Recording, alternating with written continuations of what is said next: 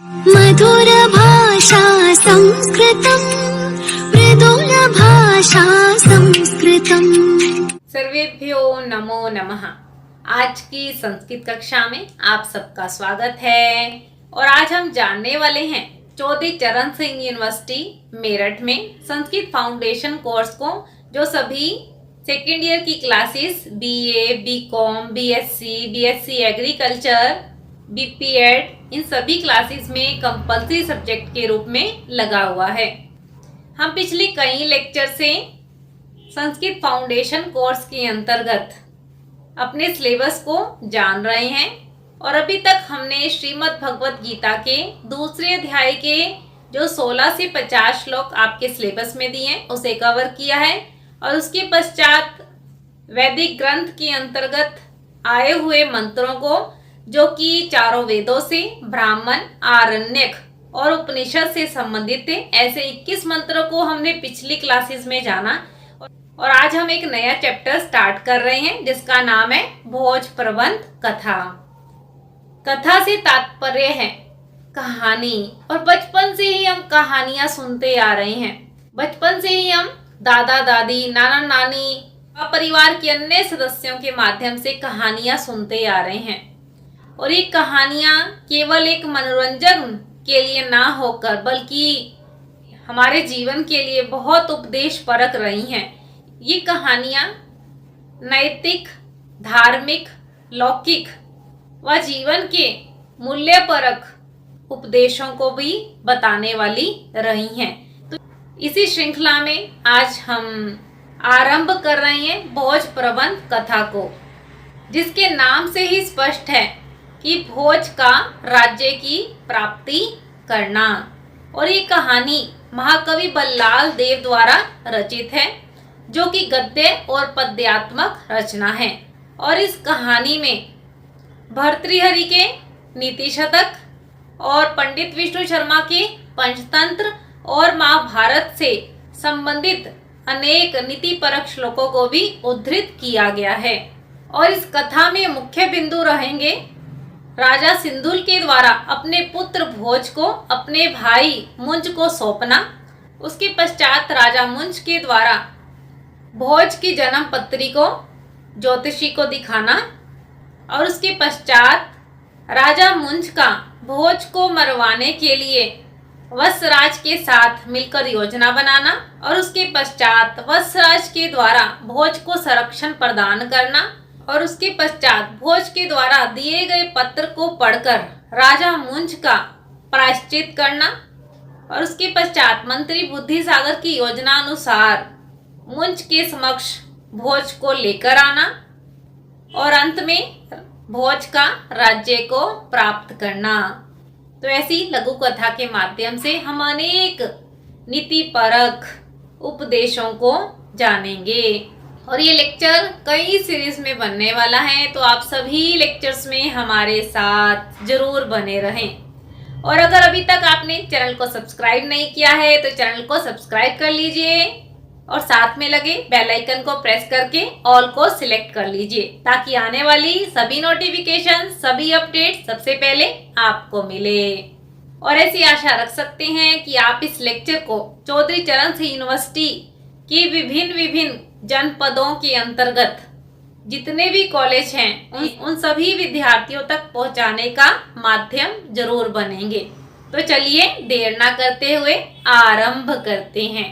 हम पिछले कई लेक्चर से भोज प्रबंध कथा को जान रहे हैं, जो महाकवि बल्लाल द्वारा रचित है और उसी कहानी को अब हम आगे बढ़ा रहे हैं। तो अगर आपने अभी तक पिछले लेक्चर नहीं सुने हैं तो पिछले लेक्चर सुन लीजिए, क्योंकि सीरीज में एक कहानी का पता होना बहुत आवश्यक है।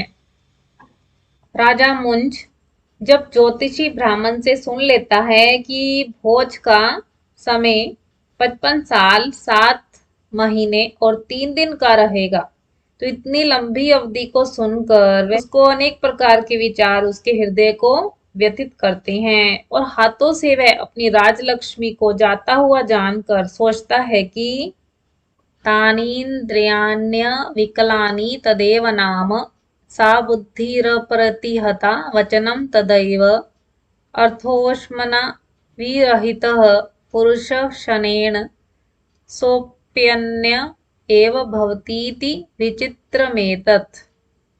राजा मुंज अपने भविष्य के प्रति चिंतित होता हुआ कहता है कि तानि इंद्रियाणि अविकलानि तदेव नाम, कि वही इंद्रियां हैं। इंद्रियां कौन सी? जो ज्ञान इंद्रियां और कर्म इंद्रियां हैं, जैसे हाथ पैर नाक कान।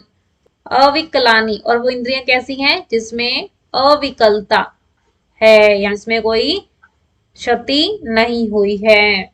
तदेव नाम, और नाम भी वही है जो हमारे नाम है, जैसे राम श्याम कृष्ण मोहन राधा कृष्णा इत्यादि जो भी नाम है वही के वही नाम है। सा बुद्धि अप्रतिहता, वही तीक्ष्ण बुद्धि है जो किसी के द्वारा भी निंदित नहीं होती है। वचनम तदेव, और वही वचन है, वही माधुर्य युक्त वाणी है, वही स्वर है। अर्थोष्मना विरहित पुरुष शनेन, परंतु अर्थ की उष्मा अर्थ की गर्मी से विरहित रहित हुआ व्यक्ति, अलग हुआ व्यक्ति, शनेन पल भर में, सोप्यन्य सो अपि अन्य, वह दूसरे ही प्रकार का, भवतीति इति अन्य ही प्रकार का हो जाता है। विचित्रम एतत्, यह बहुत विचित्र है। कहने का तात्पर्य यह है कि जैसे आप समाज में देखते हो, धन की अधिकता के कारण बहुत से लोग हमारे साथ जुड़ जाते हैं, परंतु वही व्यक्ति धन के अभाव के कारण अन्य ही प्रकार के हो जाती हैं। तो ये विचित्र स्थिति हमें समाज में भी दिखती है। तो यहाँ पर राजा मुंज जो है भोज के राज्य काल के विषय में सुनकर कह रहा है कि धन की गर्मी के कारण पल भर में ही एक व्यक्ति जो है अन्य ही प्रकार का हो जाता है। तो इस प्रकार यहाँ पे धन के अभाव और धन की अधिकता की क्या स्थिति है और समाज की वास्तविक स्थिति को इस श्लोक के माध्यम से बताया गया है। इस प्रकार आप अर्थ लिखेंगे और फिर इसे एक्सप्लेन करेंगे।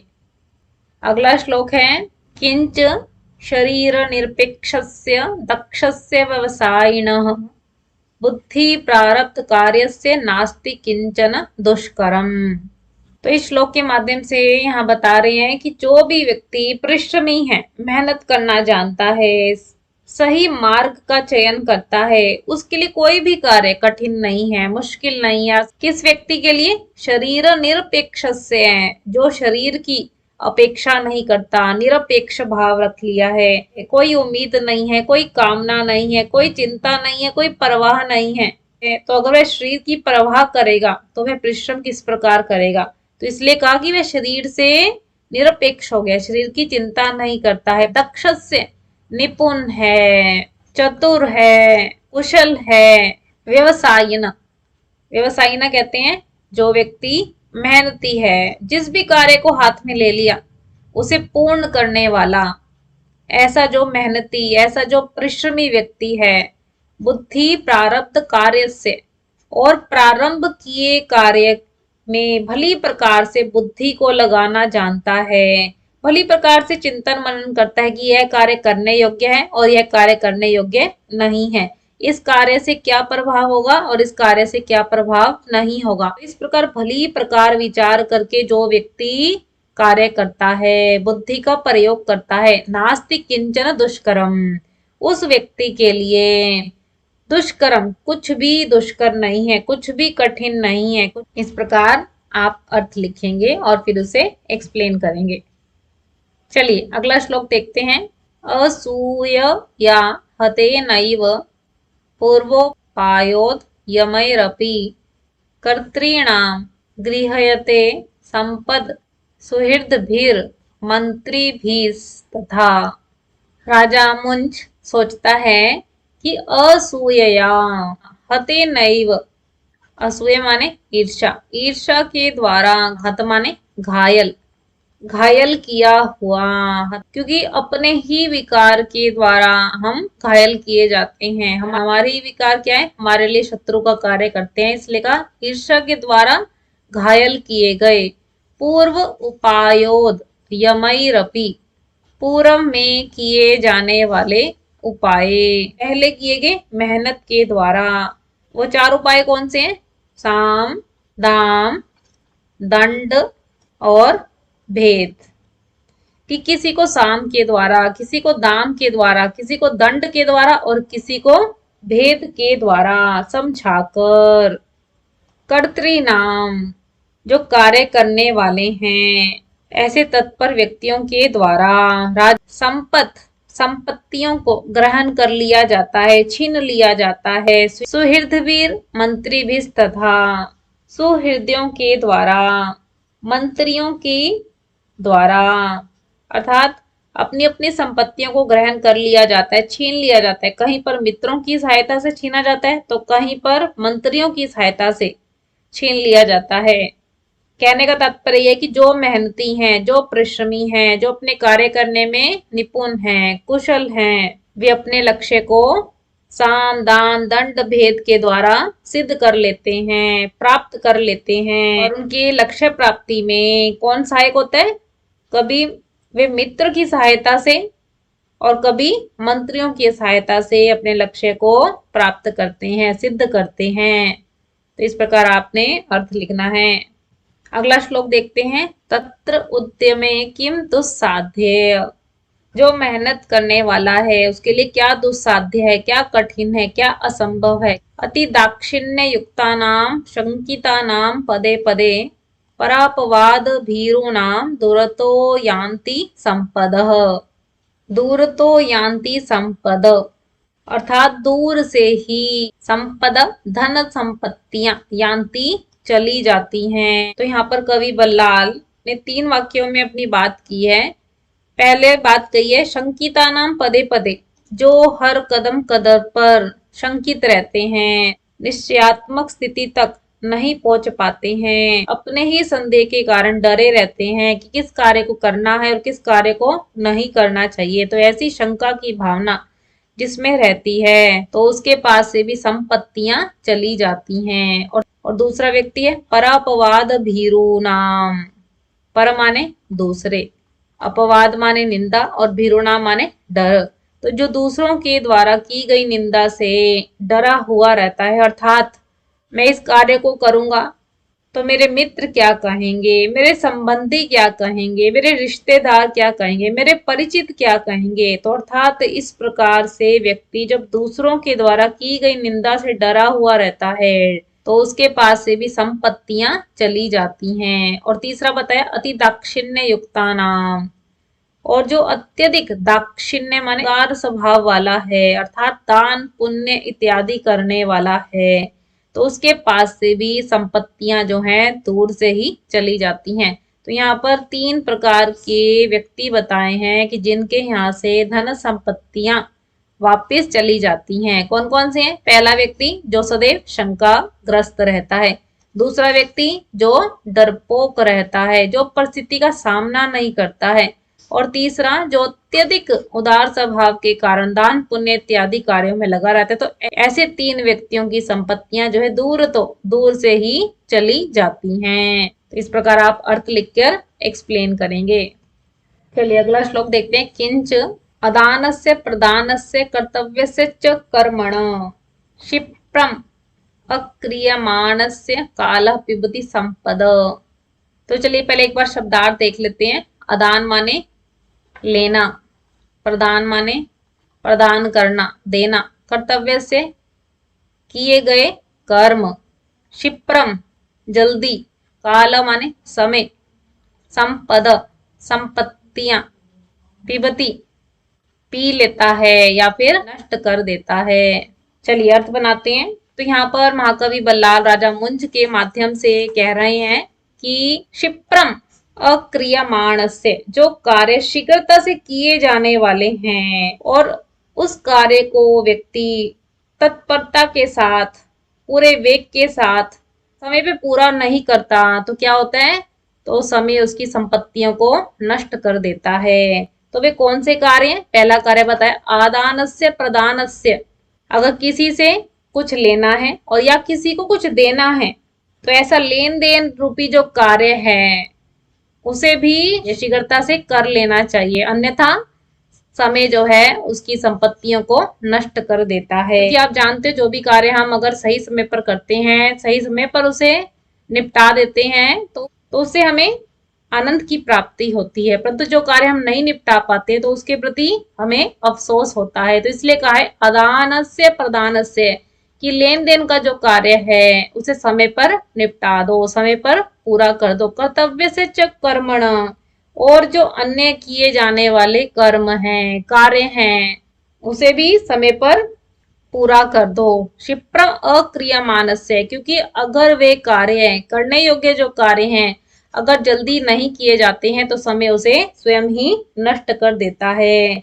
अर्थात सजग होकर अपने कार्य को समय पर पूर्ण करना चाहिए, अन्यथा समय उसे स्वयं ही नष्ट कर देता है। तो यहाँ पर समय की महत्ता को बताया गया है। ठीक है, इस प्रकार आप अर्थ लिखकर एक्सप्लेन करेंगे। अगला श्लोक है अवमानं पुरस्कृत्य मानं कृत्वा च पृष्ठतः स्वार्थं समुद्धरेत प्राज्ञः स्वार्थभ्रंशो ही मूर्खता। चलिए पहले कठिन शब्दार्थ देखते हैं। अवमानम किसे कहते हैं? अपमान को। पुरस्कृत्य माने आगे रखना, मान सम्मान, कृत्वा च पृष्ठतः पीछे रखना, स्वार्थम अपना स्वार्थ, अपने लिए जो कार्य किए जाते हैं, समुद्ध धरेत प्राज्ञ, प्राज्ञ माने बुद्धिमान व्यक्ति, स्वार्थ भ्रंशो ही मूर्खता, ही माने क्योंकि, भ्रंशो माने नष्ट हो जाता है। चलिए अर्थ बनाते हैं। तो यहाँ पर राजा मुंज विचार कर रहा है कि स्वार्थम समुद्धरेत प्राज्ञ, प्राज्ञ का अर्थ है जो बुद्धिमान है, जो अपने कार्य को, अपने प्रयोजन को भली प्रकार से करता है। और भली प्रकार से कैसे करता है? अवमान पुरस्कृत्य, अपमान को पुरस्कृत्य आगे रखकर कार्य करता है, और मानम कृत्वा च पृष्ठतः, और सम्मान को पीछे रखकर कार्य करता है। अब आप देखिए, क्योंकि जब हम कोई कार्य करते हैं तो वहां पे हमारा सम्मान भी हो सकता है और वहां पे हमारा अपमान भी हो सकता है, परंतु इन दोनों की भावनाओं के साथ कार्य किस प्रकार करना है? अपमान को तो आगे रखना है और सम्मान को पीछे रखना है। क्यों? क्योंकि जब भी आप कोई कार्य कर रहे हैं तो ऐसा नहीं हो सकता कि सब जगह आपको सम्मान ही मिले। उस सम्मान की भावना का त्याग करते हुए उसको पीछे रखकर अपने कार्यों को सिद्ध करना है, और दूसरा का अपमान को आगे रखकर कार्य करना है। क्योंकि जब भी हम कोई कार्य कर रहे हैं तो उसकी सिद्धि के लिए हमें बहुत कुछ सहन भी करना पड़ सकता है, अपमान भी मिल सकता है। तो इसलिए कहा कि अपमान को आगे रखकर और सम्मान को पीछे रखकर कार्य करना है। जब आगे कह रहे हैं स्वार्थ भ्रंशो ही मूर्खता, अगर हम अपना स्वार्थ, अपना कार्य, अपना प्रयोजन सिद्ध नहीं कर पाए, अपनी अभीष्ट की प्राप्ति नहीं कर पाए, तो यही क्या है? वास्तव में मूर्खता है। क्योंकि भले ही उस कार्य की सिद्धि के लिए हमें मान मिले या अपमान मिले, जिस भी हम कार्य में लगे हैं वह कार्य सिद्ध हो जाए, पूर्ण हो जाए, उस कार्य को पूरा होने तक के रास्ते में मान और अपमान जो भी मिले उसको स्वीकार करके अपने अभिष्ट की प्राप्ति, अपने कार्य की सिद्धि में तत्पर रहना चाहिए, वही बुद्धिमान व्यक्ति है। ठीक है, तो इस प्रकार आप अर्थ लिखकर एक्सप्लेन करेंगे। श्लोक है ना स्वल्पस्य कृते भूरि नाशयेन मतिमानरः एतदेवाति पांडित्यम यत् स्वल्पात् भूरि रक्षणम। महाकवि बल्लाल राजा मुंज के विचार को बता रहे हैं। मतिमान नरः, मतिमान कहते हैं बुद्धिमान वही व्यक्ति है जो स्वल्पस्य कृते भूरि नाशयेन, जो थोड़े के लिए, भूरि माने अधिक का नाश नहीं करता है। इसलिए कहा यत् स्वल्पात भूरि रक्षणम, इसलिए स्वल्प की बजाय, थोड़े की बजाय अधिक का रक्षण करना चाहिए, अधिक का बचाव करना चाहिए। एतदेवति पांडित्यम, वही अत्यधिक बुद्धिमानी है कि थोड़ा प्रयास करो और ज्यादा सफलता प्राप्त करो। तो एक व्यक्ति को थोड़े की अपेक्षा अधिक का संरक्षण करना चाहिए, तो वही बुद्धिमान व्यक्ति है। इस प्रकार आप अर्थ लिखेंगे, फिर उसे आप एक्सप्लेन करेंगे। श्लोक है जात मात्रम न य शत्रुं व्याधि मा प्रशमं नयेत् अति पुष्टांग युक्तोपि स पश्चात तेन हन्यते। चलिए पहले कठिन शब्दार्थ देखते हैं और साथ साथ पदच्छेद भी करते हैं। जात मात्रम उत्पन्न होते ही, शत्रुम व्याधिम रोगी, प्रशमम नयेत शांत, अति पुष्टांग माने अत्यधिक हरिष्ट पुष्ट अंगों वाला अर्थात स्वस्थ व्यक्ति, बलिष्ठ व्यक्ति। स पश्चात तेन, पश्चात माने बाद में। चलिए अर्थ बनाते हैं। देखिए अंतिम अंश जो है स पश्चात तेन हन्यते, वह तेन उसके द्वारा, हन्यते मारा जाता है। तो कब मारा जाता है? पश्चात, बाद में मारा जाता है। किसके द्वारा मारा जाता है? शत्रुं व्याधिम च, वा शत्रुओं के द्वारा, और व्याधि माने रोग के द्वारा मारा जाता है। किस प्रकार? अति पुष्टांग युक्तोपि, जो अत्यधिक हरिष्ट पुष्ट अंगों वाला है, अत्यधिक मजबूत शरीर वाला है, ऐसा व्यक्ति भी, अपि माने भी, जात मात्रम न य शत्रु व्याधिम वा प्रशमम नयेत, जो भी व्यक्ति जन्म, जात मात्र माने उत्पत्ति के समय, जन्म के समय शत्रु और व्याधि को शांत नहीं करता है, समाप्त नहीं करता है, तो वह अत्यधिक शक्तिशाली देह को प्राप्त करके भी बाद में इन शत्रुओं के द्वारा, इन बीमारियों के द्वारा मारा जाता है। ऐसा क्यों कहा गया? ऐसा इसलिए कहा गया है कि जो शत्रु को छोटा समझकर उसको समाप्त करने का कोई उपाय नहीं करता है, तो वह उस शत्रु के द्वारा ही नष्ट हो जाता है, समाप्त हो जाता है। और जो बीमारी को, जो व्याधि माने रोग को छोटा समझकर उसके इलाज के लिए, उसकी चिकित्सा के लिए तत्पर नहीं होता है, प्रायशः ऐसा देखा जाता है कि वह रोग ही बड़े रोग का कारण बन जाता है। तो इसलिए कहा कि जो समय पर उस शत्रु को, उस व्याधि को शांत नहीं करता है, उसका समाधान नहीं करता है, जितना मर्जी बलिष्ठ शरीर वाला हो, तो वह मारा जाता है, अर्थात नष्ट हो जाता है। तो कहने का तात्पर्य है कि शत्रु चाहे कितना ही छोटा क्यों ना हो, और बीमारी भी चाहे कितनी ही छोटी क्यों ना हो, उसकी समय रहते चिकित्सा कर लेनी चाहिए, उसकी अवहेलना नहीं करनी चाहिए, नहीं तो वह शत्रु और रोग जो हैं व्यक्ति का ही नाश कर देते हैं। इस प्रकार आप अर्थ लिखेंगे और फिर उसे एक्सप्लेन करेंगे। अगला श्लोक देखते हैं। प्रज्ञा गुप्त शरीरस्य किम करिष्यन्ति सहता हस्तन्यस्तात पत्रस्य वारिधारा इवारयः।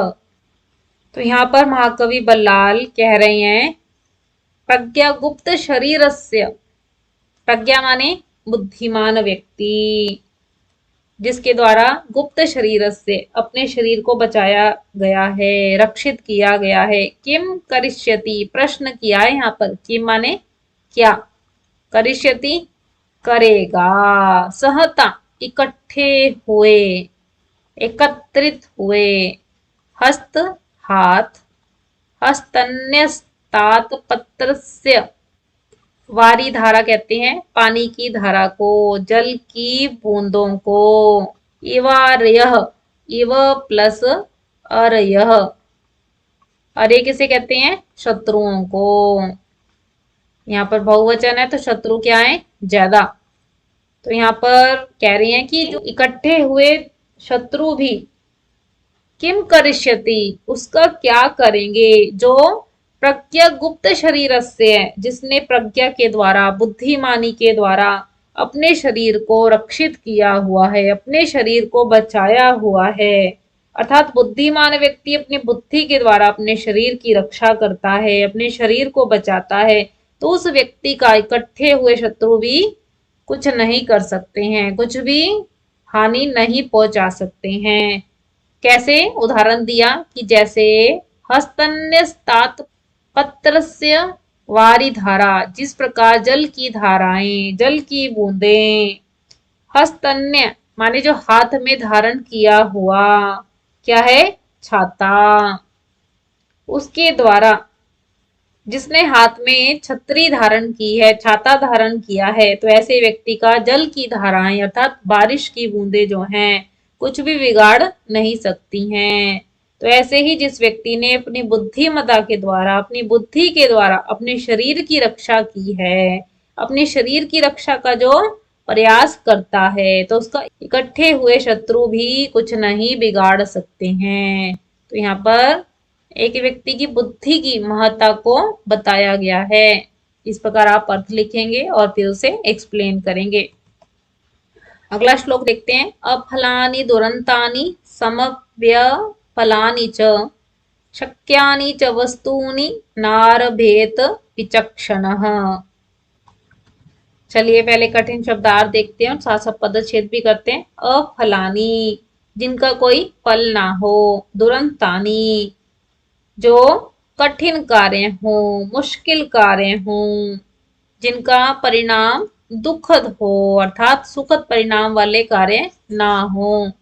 सम व्यय फलानि च, जो समान रूप से इनका व्यय हो, खर्च हो और समान रूप से ही उसका फल मिले। अशक्यानि, जो नहीं किए जाने वाले कार्य हैं। वस्तुनि का तात्पर्य यहाँ पर कार्य से लिया गया है। नारभेत, आरभेद माने आरंभ नहीं करना चाहिए, ऐसे कार्य को आरंभ नहीं करना चाहिए। विचक्षण, जो विचक्षण व्यक्ति हैं, बुद्धिमान व्यक्ति हैं। चलिए अब अर्थ बनाते हैं। यहाँ पर महाकवि बल्लाल कह रहे हैं कि विचक्षण, जो बुद्धिमान व्यक्ति हैं, जो विचक्षण व्यक्ति हैं, वह व्यक्ति अफलानी, ऐसे कार्य नहीं करते जिनसे कोई भी फल की प्राप्ति नहीं होती है। और दूसरा बताया दुरंतानी, जो दुखद परिणाम देने वाले हैं, जो कार्य बहुत अधिक कठिन है, मुश्किल है, असंभव है, तो ऐसे कार्य को भी वे हाथ में नहीं लेते हैं कि जिनके करने के बाद परिणाम ही हाथ में ना आए या फिर परिणाम क्या हो, सुखद की अपेक्षा दुखद हो। समव्य फलानी च, और जो समान व्यय और समान ही उसका फल हो, ऐसे कार्य को भी नहीं करते, अर्थात जिसमें लाभ और हानि बराबर हो।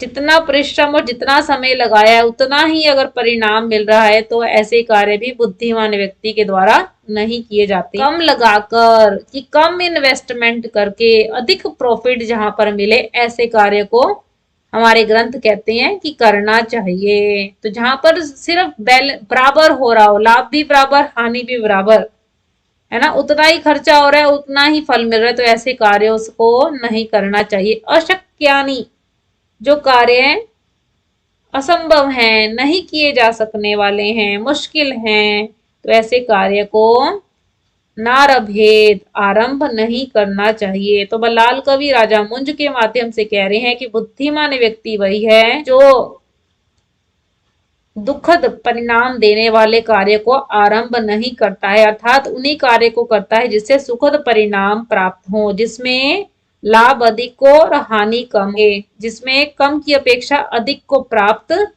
किया जा सके, तो उन्हीं कार्य को आरंभ करना चाहिए। जो इससे विपरीत फल देने वाले कार्य हैं, ऐसे कार्य को नहीं करना चाहिए। इस प्रकार आप अर्थ लिख के एक्सप्लेन करेंगे। चलिए अगला पैराग्राफ देखते हैं। ये गद्यांश हमारे पास 2020 के पेपर में आया। उसके बाद अर्थ लिखेंगे। ततश्चैवं विचिन्तयन्न भुक्ते एव दिनस्य तृतीये यामे एक एव मन्त्रयित्वा भङ्गदेशाधीश्वरस्य महाबलस्य वत्सराजस्य आकारणाय स्वमंगरक्षं प्राणिहोत। ततश्चैव, उसके बाद, चैव इस प्रकार, विचिंतयन सोचते हुए, अन्न भुक्ते बिना कुछ खाए पिए ही, एव दिनस्य तृतीय यामे और दिन के तीसरे पहर में, एक एव मंत्रित्वा, एक एव माने अकेले ही, मंत्रित्वा मंत्रणा करके, बंग देशाधीश्वरस्य, बंग देश के अधीश्वर, महाबलस्य वसराजस्य, महाबली वसराज को, आकारणाय बुलाने के लिए, स्वमंग रक्षकम प्राणिहोत, अपने अंग रक्षक को, प्राणिहोत माने भेज दिया, स चा अंगरक्षको वसराज मुपेत्य प्रहा राजा त्वामाकारयति इति, और वह अंगरक्षक वत्सराज से बोला कि राजा त्वाम अकार्यति, तुम्हें बुला रहे हैं। ततः स्वरथ मारोह्य परिवारेण परिवृत्तः समागतो रथादवतीर्य राजा नमवलोक्य प्रणिपत्योपविष्टः। ततः उसके बाद स्वरथम आरूह्य परिवारेण परिवृत्तः, परिवार सहित रथ पर, आरूह्य माने चढ़कर, समागतो आ गया, रथाद अवतीर्य और रथ से उतरकर, राजानम अवलोक्य राजा को देखकर, प्रणिपत्यो उपविष्ट या प्रणाम करके बैठ गया।